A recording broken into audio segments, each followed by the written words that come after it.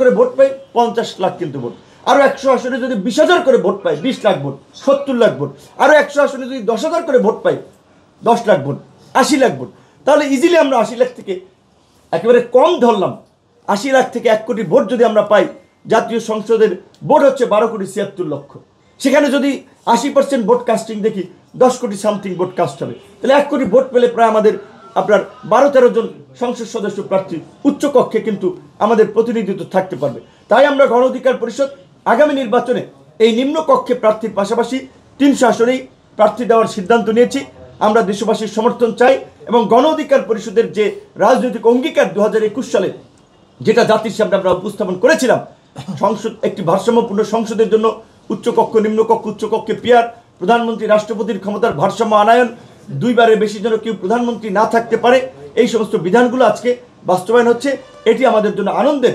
এই সংগ্রামটা আমরা একটা প্রতিকূল সময় শুরু করলেও আজকে সেটি আলোর মুখ দেখছে, যেটি আমাদের সাধারণ সম্পাদক বলেছিল যে এই 2018 সালে যদি কোটা সংস্কার আন্দোলন আমরা না করতাম, শুধু আন্দোলন করে না, হামলা মামলার পরে ওই 17ই ফেব্রুয়ারি থেকে 2018 সালের ওই 4 অক্টোবর প্রজ্ঞাপন পর্যন্ত যদি লেগে না থাকতাম, এই 24-এর কোটা সংস্কার আন্দোলন হতো না, এই গণ অভ্যুত্থান হতো না, আজকের এই পরিবর্তন হতো না, বিএনপি জামাতের জন্য আজকে ক্ষমতায় যাওয়ার প্রেক্ষাপট তৈরি হতো না। কাজেই আমরা জনগণের সমর্থন চাই এবং বিএনপি জামাতের মতো রাজনৈতিক দলকে বলবো, আপনারা কৃতজ্ঞতা প্রকাশ করুন, আপনারা এই তরুণদের সংগ্রামকে মূল্যায়ন করুন। যেই তরুণরা যখন আপনারা কোণঠাসা ছিলেন, রাজপথে দাঁড়াতে পারেন নাই, কর্মসূচি করতে পারেন নাই, আমরা জীবনের ঝুঁকি নিয়ে জীবন বাজি রেখে কিন্তু রাজপথে লড়াই সংগ্রাম করেছি। কাজেই এর মূল্যায়ন আপনারা করুন।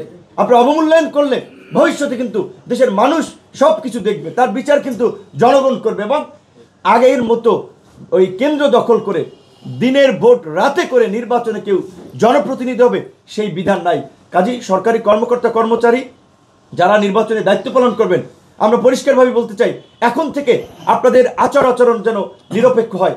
আপনারাও যদি আগের মতো দলকানা হন, তাহলে কিন্তু ভবিষ্যতে আপনাদেরকেও কিন্তু জনগণের মুখোমুখি হতে হবে। এবং সকল রাজনৈতিক দলগুলোকে বলবো, আপনার জেলার, আপনার উপজেলার ওসি, ইউনো, ডিসি, এসপি কি করছে, কোন রাজনৈতিক দলকে প্রাধান্য দিচ্ছে, কাকে খাতির করছে, এই সমস্ত বিষয়ে এখনই চিহ্নিত করুন। তার নিরপেক্ষতা যদি আপনার কাছে প্রশ্নবিদ্ধ মনে হয়, অভিযোগ দায়ের করুন। নির্বাচনের আগে আমরা সারা দেশে একটা নিরপেক্ষ প্রশাসনিক ব্যবস্থা নিশ্চিত করেই আমরা নির্বাচনে যেতে চাই।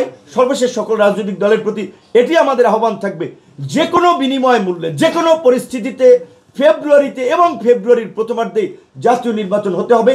এইটা যেন আমাদের মনন এবং মগজে থাকে। ফেব্রুয়ারিতে জাতীয় নির্বাচন রেখেই যেন আমাদের সমস্ত রাজনৈতিক কর্মসূচি, কর্ম পরিকল্পনা আমরা নিয়ে থাকি। ফেব্রুয়ারির নির্বাচন যদি বাধাগ্রস্ত হয়, ফেব্রুয়ারিতে যদি নির্বাচন না হয়, তাহলে কিন্তু কারোর জন্য সামনে ভালো কিছু পরিস্থিতি অপেক্ষা করবে। আজকে জামাত দেখেন গত 16 বছর নিষিদ্ধ ছিল, আজকে যে কিছুক্ষণ আগে 11টা একটা সংবাদ সম্মেলন করেছেন, সমস্ত মিডিয়া জামাতের অফিসে গিয়েছেন না, জামাতের অফিসে প্রোগ্রাম করতে পেরেছে, 16 বছরে পেরেছে। তাহলে আবার যদি একটা পরিস্থিতি তৈরি হয়, ভুক্তভোগী প্রথমে হবে জামাত।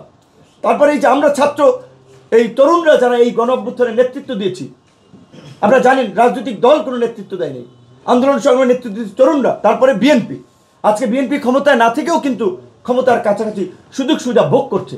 কাজে নির্বাচন যদি বাধাগ্রস্ত হয়, ভণ্ডুল হয়, তাহলে কিন্তু সবারই চোখের সামনে অন্ধকার নেমে আসবে। আশা করি এই শুভবুদ্ধির উদয় হবে, সবাই নির্বাচনের পথে হাঁটবে এবং রাজনৈতিক দলসমূহ নির্বাচনে একটা পরিবেশ তৈরি করতে যার যার নেতা কর্মীদের নির্দেশ দিবে, প্রশাসনকে সহায়তা করবে এবং সরকার নির্বাচনের দিকে হাঁটবে, সেই প্রত্যাশা রেখেই আমাদের বক্তব্য শেষ করছি। আল্লাহ হাফিজ।